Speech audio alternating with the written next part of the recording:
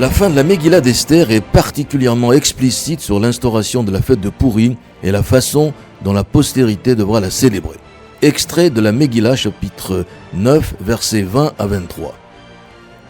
Mordechai rédigea ces événements et il envoya des lettres à tous les Juifs vivant dans les différentes provinces du roi Achashvérosh, proches ou éloignés, leur demandant de s'astreindre à célébrer chaque année le 14e et le 15e jour du mois d'Adar, comme au jour où les Juifs furent libérés de leurs ennemis, et au mois qui fut transformé pour eux d'angoisse en joie, de deuil en fête, et en faisant des jours de célébration, de réjouissance, en envoyant des mets les uns aux autres, en faisant des dons aux pauvres. Et les Juifs acceptèrent comme une obligation ce qu'ils avaient déjà commencé à observer et ce que Mordechai leur avait écrit. Depuis Rosh Chodesh Adar jusqu'à la veille de Pourim, chaque Juif donnera aux œuvres communautaires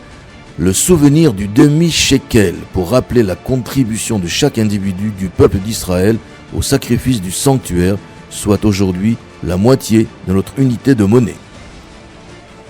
Le Shabbat précédent Pourim, c'est une mitzvah de la Torah de lire le dernier paragraphe de la Sidra Kitetsé, Deutéronome, qui rapporte l'injonction divine de lutter contre Amalek, l'ancêtre d'Aman. À la suite du décret d'extermination des Juifs qu'Aman est parvenu à faire signer malicieusement par le roi Assuérus, Mordechai demande à Esther d'intercéder auprès du monarque en faveur de son peuple. Celle-ci demande à tous ses coreligionnaires de jeûner pendant 3 jours afin d'éveiller à la pitié de Dieu et obtenir l'annulation de ce décret de malheur, lequel fut effectivement annulé et retourné contre les partisans d'Aman qui subirent le sort qu'ils avaient réservé aux Juifs. C'est pourquoi nous jeûnons le 13 Adar, veille de Pourim. Après les bénédictions d'usage, on lit le rouleau d'Esther en public devant hommes, femmes et enfants le soir de Pourim, juste avant la fin du jeûne, à la tombée de la nuit. La lecture doit être rapide, comme celle d'une lettre, Igeret, mais chaque mot doit être bien prononcé et parfaitement entendu de tous les auditeurs.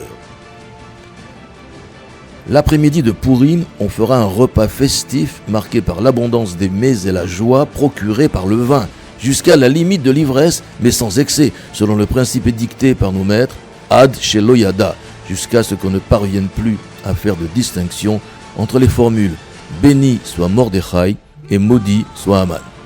L'envoi de repas d'un homme à son ami a été institué pour bien marquer l'amour du prochain, rapprocher les cœurs et contredire ainsi l'accusation d'Aman qui présentait les Juifs comme un peuple dispersé et séparé.